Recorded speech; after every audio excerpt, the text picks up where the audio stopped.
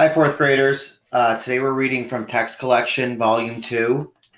Mr. Camel here. We're on page 31. We're reading The Monster Beneath the Sea by Stacia Dutch. All right. The Monster Beneath the Sea. Deep in the ocean, off the coast of Japan, lived a catfish named Namazu. Like all catfish, Namazu didn't need to use his small eyes to find his way through the salty waters. He used his cat-like whiskers to sense the sea around him. With a flick of his tail, he was propelled whichever way he wanted to go. But Namazu was different from the other catfish of the Pacific Ocean in one important way. He was enormous, a monster-sized fish that lived alone in a rocky layer along the ocean floor. Namazu was so large that even the smallest flick of his tail caused giant waves to crash on the shore above and stirred earthquakes throughout the island nation of Japan. When Namazu wiggled, even just a tiny bit, the buildings in Japan rattled, glass windows shattered, shelves collapsed, scattering merchants' goods across floors. Tea spilled. The very earth groaned and cracked.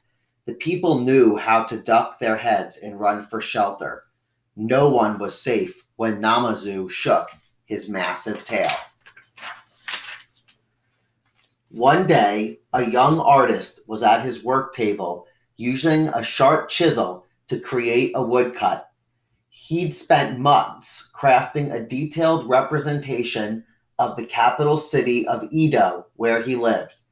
Painstakingly, he etched out shapes and lines of shops, buildings, streets, and miniature people in an intricate design.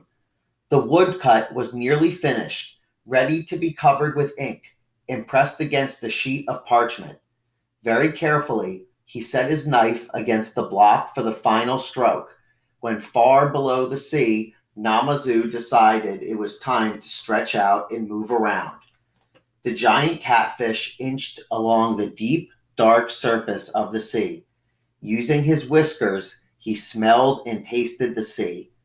He moved past a school of tuna and through a seaweed garden. Then, near a long, rocky coral reef, Namazu raised his tail and smacked it against the ocean floor. Sand splattered. A whirl of water bubbled from the impact. With a boom and a bang, the crust of the earth crumbled. A crack expanded out from the place Namazu's tail slapped down and continued along the sea floor. Energy under the earth's crust built up until it was dangerously stressed, and then it exploded. The entire island of Japan shook violently as the ground quaked. The earthquake knocked over the artist's work table, toppling his tools to the ground. The chisel he'd been using to carve a tiny pagoda slipped, leaving a deep, jagged scratch against the small square of wood. The artist looked at his wood block. It was ruined. Tears filled his eyes. This was not the first time a swoosh of Namazu's tail had caused a quake that destroyed his work. Broken bits of block littered the workshop floor. The artist closed his eyes and sighed. He did not want to start over again. In that moment, he decided to quit and give up his dream of becoming an accomplished artist who would have his work displayed in every home and shop throughout Japan. He would look for a more practical job, one that would not be affected by Namazu's many quakes. Perhaps he should become a bricklayer, repairing the buildings that were constantly toppling down. As the artist began to pack his tools into a canvas bag, he heard commotion outside on the street.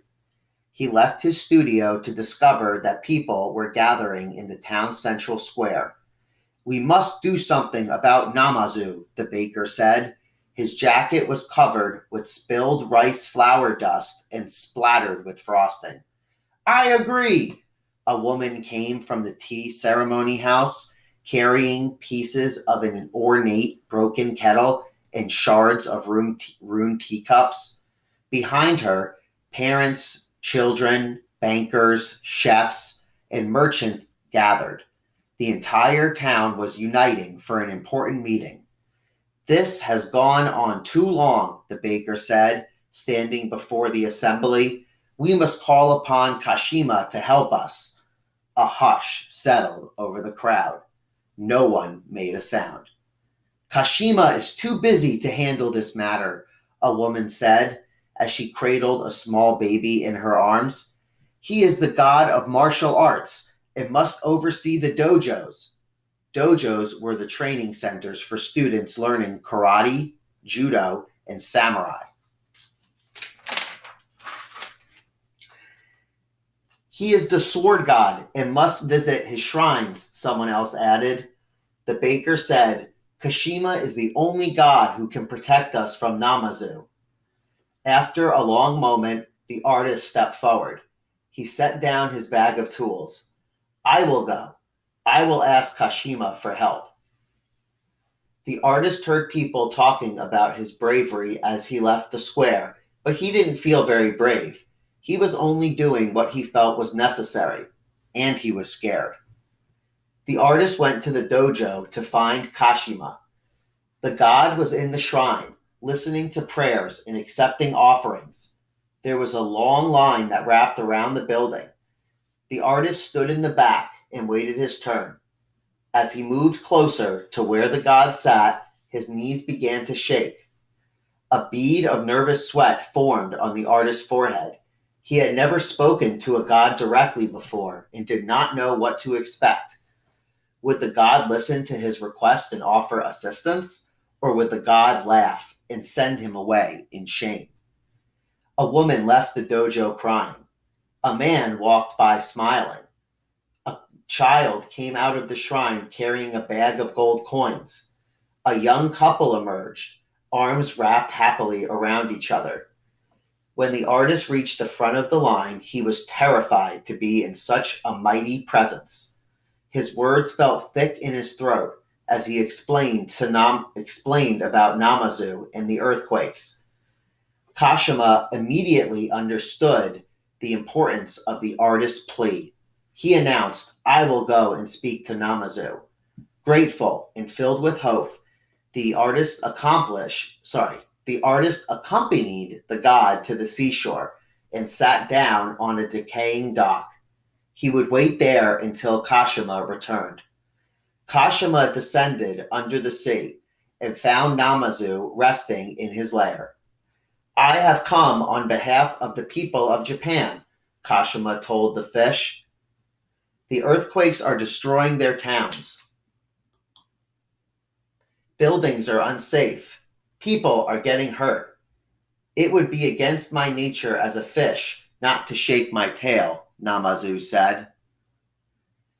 "You can choose to control yourself," Kashima said. "You must avoid hitting the bottom of the sea. Stop making trouble for the island."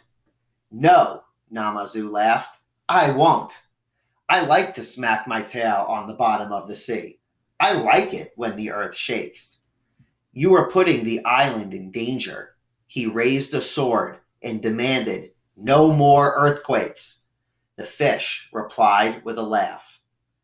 Kashima pinned Namazu's tail to the ground with two long blades. The fish gave a mighty roar and, with a great thrust of his body, broke free. "You cannot stop me," Namazu declared. "Watch this, Kashima. I can make small tremors." He wiggled his tail, and the land above shivered. "Or large quakes that will destroy entire cities." Namazu raised his tail, ready to show Kashima his power and destructive force. Kashima looked quickly around. Swords were a mighty weapon, but not solid enough to hold the monster fish. He needed something bigger, stronger, and heavier. Near the lair, Kashima found what he needed. "I have promised to help the people of Japan," Kashima told Namazu. With a mighty roar, Kashima leapt on the great catfish's back. It was well known that Kashima was not only the sword god and the god of martial arts, but he was also an expert at sumo, the Japanese sport of wrestling. The god and fish wrestled, rolling over and over, creating a storm of sand along the ocean floor and a torrent of waves up above. There will always be earthquakes, the fish declared. Not while I am here. Raising a giant rock off the ocean floor, Kashima thrust the rock onto Namazu's back. With all of his might, the catfish tried to get out from under the stone, but he could not free himself. Exhausted, Namazu lowered his tail in defeat. He was trapped, unable to create the smallest earthquake or even a tiny water wave. With Namazu safely imprisoned, Kashima rose to the surface of the water and met the young artist at the shore. "It is done," Kashima announced. "Thank you," the artist said. He gave the god an offering of fruit and flowers. The people of Edo came to the dock to sing Kashima's praises. "I will stay below the ocean and make sure that Namazu does not break free," Kashima told the people. "But I cannot watch him every minute of every day. There are times I must visit my shrines and accept my offerings." Kashima tilted his head toward a fishing boat that floated in the harbor. "When I am gone, Ibisu, the god of the fishermen, will protect the city." "Ibisu is known to fall asleep on the job," the young artist reminded the god in a whisper. "True, it has happened before." Kashima considered the problem. He looked out to the sea, toward the spot where Namazu was secured under the rock. To the artist, he said, "You must create an earthquake warning system. Design an image of Namazu and tell people to place it on roadsides throughout Japan. It's important that the people know what to do if Namazu swishes his tail."